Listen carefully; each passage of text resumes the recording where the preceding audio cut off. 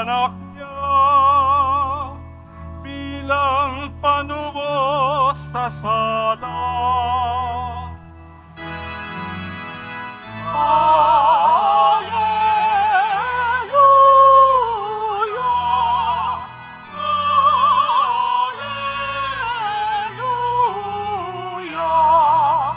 Hallelujah!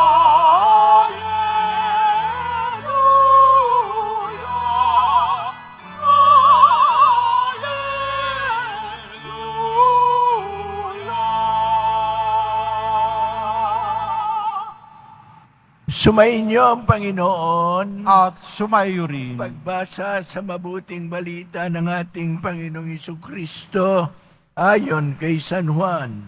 Papuri sa iyo, Panginoon.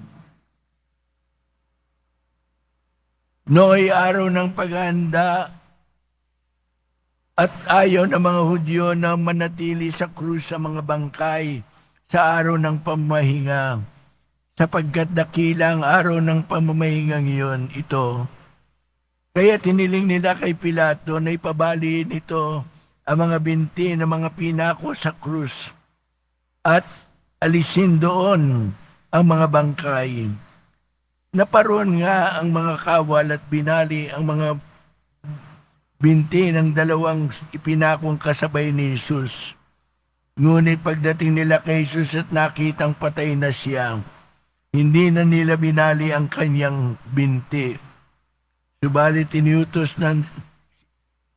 ng sibat ng isa sa mga kawalang tagiliran ni Jesus at biglang dumaloy ang dugo at tubig. Ang nakakita nito nagpapatotoo. Tunay ang kanyang patotoo at alam niyang katotohanan ang sinabi niya upang kayo'y maniwala. Nangyari ang mga ito upang matupad ang sinasabi ng kasulatan. Walang mababali isa man sa kanyang mga binti. At sinabi naman sa ibang bahagi ng kasulatan, pagmamasdan nila ang kanilang inulos. Ang mabuting balita ng Panginoon. Pinupuri ka namin, Panginoong Heso Kristo. Maupo po tayo.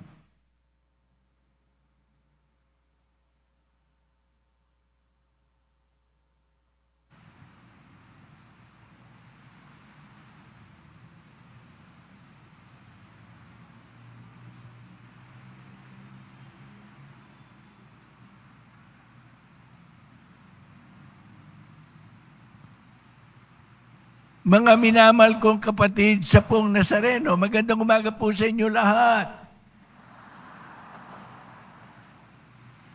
Kapistahan, dakilang kapistahan po ngayon ng Sagrado Corazon o kamahal-mahalang puso ni Jesus. Ano ba itong ating ipinagpipiestang ito? Ang pinakamasarap marinig ng tao. Ano ba ang pinakamasarap na marinig natin? Ewan ko sa inyo, pero sa akin, ang pinakamasarap na marinig ko ay sabihin sa akin, minamahal kita. Huh? Yon ang pinakamasarap pakinggan. At halimbawa, sinabi kong, hindi naman ako karapat-dapat sa pagmamahal mo. Kahit na minamahal pa rin kita. Hanggang kailan ang pagmamahal mo sa akin?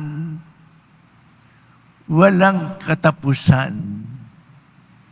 Gusto mo sabihin, kahit marami ang aking mga kasalanan, minamahal mo pa rin ako? Oo. Kahit gaano pa karami ang iyong mga kasalanan, minamahal pa rin kita at mamahalin pa rin kita. Yan po ang pagmamahal ng Diyos sa atin.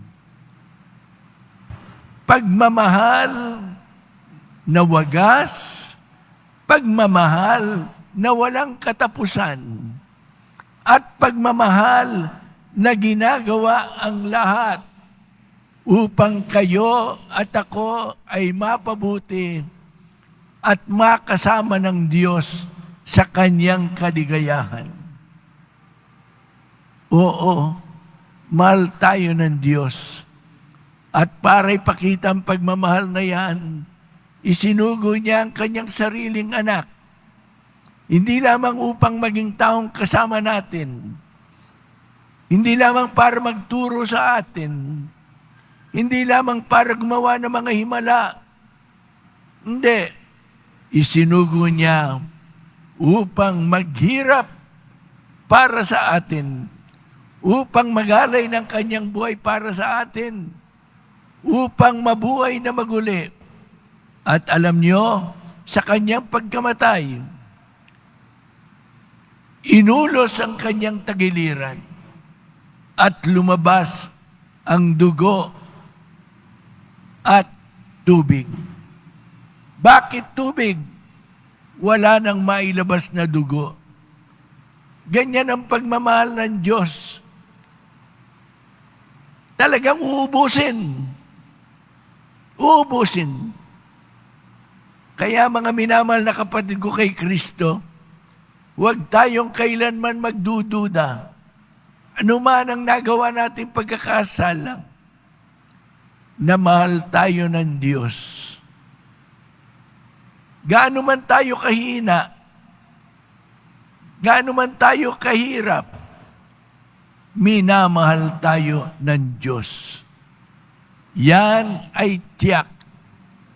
At hindi kayo magkakamali kung sa pamumuhay natin, yan ang unang-unang panghawakan natin. Minamahal ako ng Diyos. Sabihin nga natin sama-sama, minamahal ako ng Diyos. Minamahal tayo ng Diyos. At alam nyo, kapag ka naman ikaw ay minahal, ano naman nangyayari? Abay, nagiging mapagmahal ka rin. Yun ang maganda.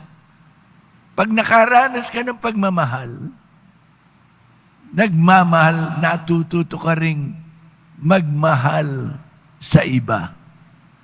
Walang pinakamagandang turo na magmahal tayo, kundi ang pagmamahal na nararanasan natin mula sa iba. At sa kasong ito, mula sa Diyos. Kaya nga po, kung mahal tayo, sabihin nga natin, mahal ako ng Diyos. Sabihin natin sa katabi nyo, mahal ka rin ng Diyos. At ngayon, eto sabihin ninyo, at minamahal kita. Iyan po, pag nagkatotoo yan, ang pong Isus Nazareno ay matutuwa at sasabihin niyang, hindi na sayang ang aking paghihirap sa mga minamahal ko, minamahal ng aking Ama. Amen.